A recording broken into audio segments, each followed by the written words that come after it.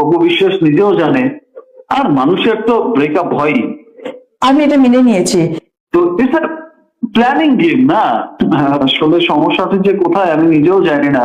সেই মানুষটা একদিনের মধ্যে চেঞ্জ হয়ে গেল, আমি নিজেও এটা বুঝতেছি না। একটা শাকিব খান না থাকলে পরে বাংলা চলচ্চিত্র ফাঁকা হয়ে গিয়ে ফাঁকা মাঠে গোল অনেকেই দিতে পারবেন।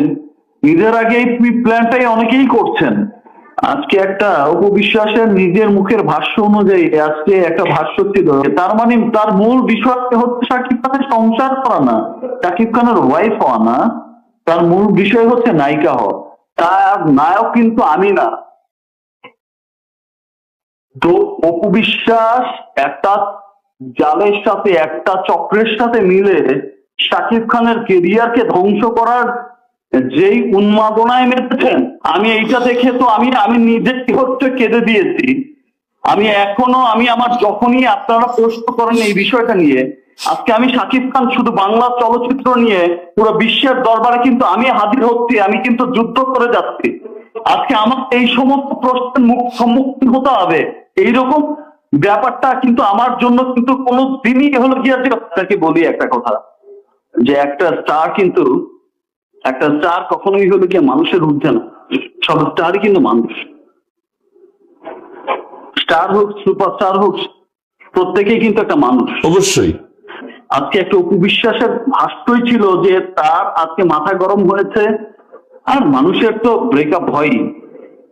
মানুষের সংসার, মানুষের জীবন, এটা আপনি নিজেও খুব ভালো করে জানেন যে মানুষের একবার না হয় দ্বিতীয়বার তৃতীয়বার হয়ই মানুষের। আমি কোনোদিন এক্সপেক্টও করিনি, আমি নিজে এত কান্না করেছি আমি কোনোদিন।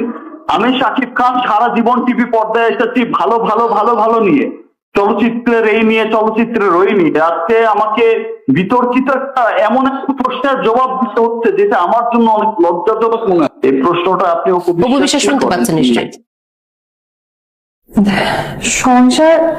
সংসার তো আমি ওর সাথে করেই আসছি। ওকে নিয়ে বাইরে গেলাম তখন তো আমি সংসারই করেছি। আমি শুটিং শেষ করে প্রত্যেক রাতে গিয়ে ওর বাসায় রান্না করতাম, আমি ঘর দোর গোছাতাম, পরিষ্কার করতাম। আমি সংসার করেছি, ও করেছে কি। আমি যখন দেশের বাইরে, তখন থেকে আমি সাকিবকে একদম ফোনে রেস্ট করতে পারিনি। ওর হয়ে ওর চাচাতো ভাই মনির আমার সাথে সমস্ত কথা বলতো। আমি জানি না সেই কথার মধ্যে ফাঁক ছিল কিনা। আমি যখন অনেক রিউমার সাকিবের শুনলাম, একজন ওয়াইফ হিসেবে আমি এটা মেনে নিয়েছি, কিন্তু একজন বাচ্চার মা হিসেবে এটা আমি কখনোই মানবো না। তখন কিন্তু আমি সেই রিউমার গুলোকে কখনোই একসেপ্ট করবো না।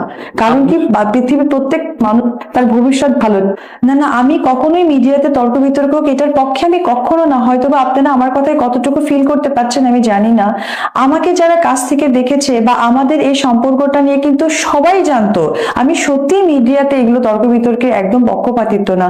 যদি আমি হতাম তাহলে আমার বাচ্চাটা কনসেপ্ট করার মুহূর্তে আমি সবাইকে জানিয়ে দিতে পারতাম। আমার এত নাটক, অঙ্গ ভঙ্গিমা, লুকোচুরি, এগুলোর কোনো কিছু সবসময় যায় সমাধান হোক, ভালো কিছু হোক, আমি সেটার পক্ষে সবসময়ই ছিলাম, এখনো আছি।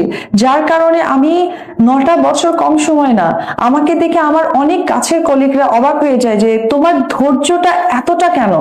আমি ধৈর্য ধরে ছিলাম, কিন্তু আমি দেখছিলাম যে ধৈর্যটাকে না তারা শুধুমাত্র হাস্যকর রূপে দাঁড় করাইছে। আমাকে আর আমার ছেলেকে খুব হাস্যকর মনে হচ্ছে। আমি বলেছিলাম আজকে একটা নিউজে, গত 2 দিন আগে আমার শ্বশুর এবং ননদ আমার বাসায় আসছে। তারা জানেন না আমার ছেলে অসুস্থ, কারণ একটাই, আমার বাচ্চা ভীষণ অসুস্থ ছিল, আমি সিরিয়াল নিতে পারিনি, আমি ইনস্ট্যান্ট চলে গেছি। অথচ আমার শ্বশুর এবং আমার ননদ আমাকে বললো আমার বাচ্চা অসুস্থ, তারা জানে না, এমনকি তার বাবাও সেটা জানে না। তো এই যে দূরত্বটা সৃষ্টি হচ্ছে, এটা সাকিবই করেছে। আমি যে কতটুকু ধৈর্যশীল মেয়ে, আজকে সাকিব একটু ভেবে দেখো যে আসলে অপু ধৈর্যশীল মেয়ে কিনা। আজকে হয়তো সে আমার উপর বিভিন্ন কারণে রেগে আছে, হয়তোবা তার কাছে মনে হচ্ছে অপু যেটা করেছে ভুল করেছে, কিন্তু আমি কখনোই ভুল করিনি। আমি যতটুকু খবর পেয়েছি সাকিবের সাথে তার একটা ভালো বন্ধুত্ব সম্পর্ক তৈরি হয়েছে, খুব ভালো কথা, তাতে আমার কোনো আপত্তি নাই। সেটা নিয়ে যখন আমি সাকিবের ভাইয়ের সাথে কথা বলি, তখন সে আমাকে বললো যে সাকিব দেখি সেই মেয়ের সাথে কথা বলে না। তখন সাকিব বলেছে, এরপরে আমি সকালে তার সাথে একটু মিশ্র কথা বলি, আমার কথাটার মধ্যে আসলে আমি একটু উচ্চ বাক্যেও কথা বলেছি এবং কয়েকটা খারাপ ভাবেও তাকে মিসবিহেভ করেছি সেই মেয়েটাকে। এরপরে ওই মেয়েটা বেশ কিছু পত্রিকাতে বলেছে যে আমি তার বড় বোনের মতো, যদি আমি তার কাছে ক্ষমা চাই তাহলে সে আবার আগের সম্পর্কে যেতে পারে। তারপরে অপু কি সাকিব খানের কেউ হয় যে অপু এইভাবে কথা বলবে, সাকিবের সমস্যা না থাকলে তার তো সমস্যা কোথায়? এইসব ছোট্ট ছোট্ট কিছু ল্যাঙ্গুয়েজ পেপার কাটিং গুলো আমার কাছে আমি রেখে দিয়েছি। এগুলো দেখার পর আমি তখন সাকিবের কে আমি প্রপোজ পাঠাই যে ওই মেয়েটা যে আমাকে নিয়ে এগুলো কথা বললো, তুমি তো জানো আমি কে, তো ও এই ধরনের কথা বলার সাহস পেলো কি করে? তুমি ওর সাথে কাজ করতে পারবে না আপাতত। বাট ওই মেয়েটা আমাকে যেভাবে কথা বলেছে, আমি এটা স্বাভাবিকভাবে আমি বলতেই পারি আমার পরিবারের কাছে যে সে যে কথাগুলো বলেছে আমাকে ভালো লাগেনি। শাকিব খান, আপনি কি আমার কথা শুনতে পাচ্ছেন? হ্যালো, জি, আপনি শুনতে পাচ্ছেন?